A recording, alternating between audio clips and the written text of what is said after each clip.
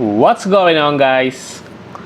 It's your boy Ajen back again for another Alchemy Stars video, and for today I will be discussing with you guys the combo, wombo, or combo duo for every element.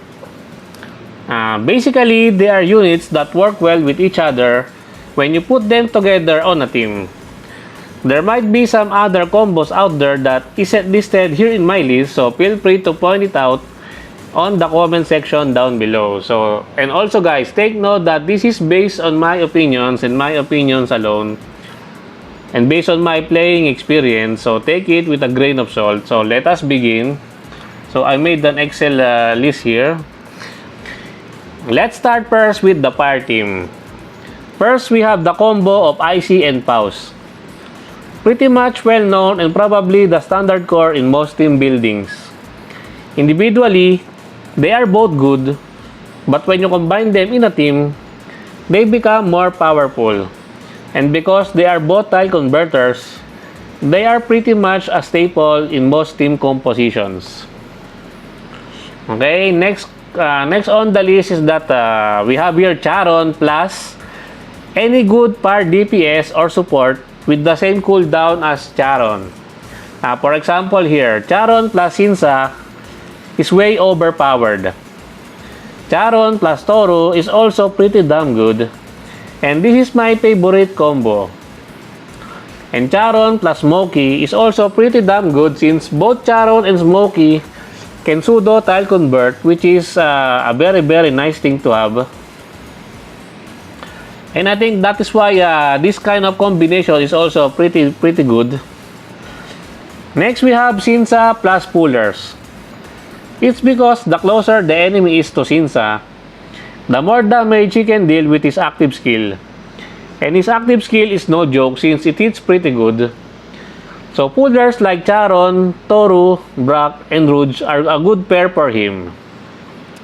And then lastly, in the fire combo duo, we have Victoria plus Nails.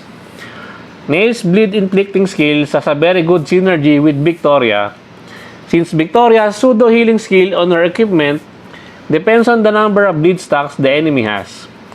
And both of them deals pretty good DPS output, so it's not a bad thing to build a team around them. Okay, that is for the fire team. Now let's move on to the water team. First, we have the popular combo of Sariel and Kleken. And just like I've said with Icy and Pause, they are pretty much the standard core for team buildings since they both are tile converters. Okay, next we have Ruby and Barton. Now, maybe some of you may have raised their eyebrows on this combo, but hear me out. You need to have both units to have preemptive strike for this combo to work. And also, you need two global teleporter in the team to make this combo work really well, but it's easily accessible in the water team since they have a good amount of global teleporters. So how this combo works is that the first global teleporter will teleport to the adjacent side of the boss or the enemy and then use either Ruby or Barton skill. Then the second global teleporter teleports to the other adjacent side, then use the other cross tile converter. This tile converting combo is a pretty good combination, especially if you are dealing with a multi-tile bosses. Now, who are the global teleporters that can fulfill the role? You can either use Sharona, Karlin, Korax, Pilishai, and Tweety for that. But Karlin is pretty much overkill since it's a waste of her active skill, since her tile conversion will become useless because Ruby and Barton will already convert the tiles that she can convert. So it's pretty redundant. So Karlin is out of the question. And then lastly on the list for the water team, we have Bethel and Plur. This combo is pretty damn good, especially in terms of DPS output. Both are really strong, especially Bethel. Plur complements Bethel since Plur has a low cooldown on his active skill, and Bethel really likes units with low cooldown since if the unit has low cooldown, the more they can activate their active skill. And this complements Bethel's equipment skill and thus further increasing the damage output that she can bring to the team. And that's it for the water combo duo. Now we move on to the thunder. So first, we have Gronru and Beverly.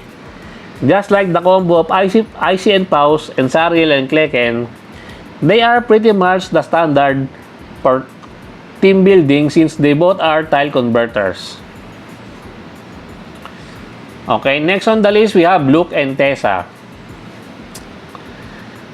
When Luke was introduced into the game, the first thing that caught my mind is that he is specifically good in a Tessa team composition, since he can spam his active skill, thus giving more Tessa mark stacks, making Tessa hit pretty damn hard. And that is why I think they are a very good combo.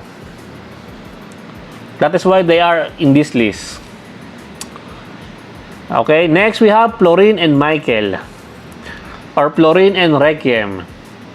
Florine is a double chainer, and units that benefits the most out of her double chain buff are units that has a very strong chain combo attack, just like Michael and Requiem. For Michael, she has HP cut attached to her chain combo via her equipment skill, and for Requiem will launch an additional lightning strike, meaning more additional damage. It's a pretty nasty combination if you ask me. And then lastly, we have Robbie plus knockback units like Lilium and Pitman. This combination is not popular and mostly just for fun and memes. Robbie will deal an additional damage whenever her teammates knock back an enemy, and that's just how this combination works. So yes, very few people use this kind of combination. It's for fancies, but it works. Now we move on to the last element, which is Forest. And just like the other elements, the combination of preemptive portal converters with Nikinis and Pack are pretty much your standard core for team building. There's really nothing to say much about them since they are just your Forest counterparts of Icy and Paus, Sariel and Kleken, and Gronru and Beverly combos. Okay, next we have Hero and Shubon. This combo duo is really powerful. Both have select tile convert, although Shubon has some restrictions. It is still pretty powerful nonetheless. They can produce enhanced green tiles, and that complements each other as well. They really make a pretty powerful combination, and they really elevate your team's potential. That's just how good these two are. Okay, next we have Odi and Pasalo. Probably the best combo duo for DOT debuffs. Poison plus bleed is pretty powerful, especially if you can proc them. And these debuffs are most commonly used to cheese higher difficulty content, aka higher spire, and some of the stages in Elysium. They are really good, guys. OD plus Pasalo is broken. Especially if you can land the poison and bleed debuff on the boss, it's game over. And lastly, we have Lokowa plus Lola. Lola is already pretty good as a standalone unit, but with Lokowa's unique debuff, Lola's active skill hits way stronger and harder. And the good thing about these two is that both are technically free as long as you pick Lokowa on the selector box during the Dragon Maid collaboration. And Lola is also free because she is a welfare unit from the previous event during the Bethlehem and Nobios event, if I remember correctly. So yes, that concludes my combo wombo or combo duo for every element.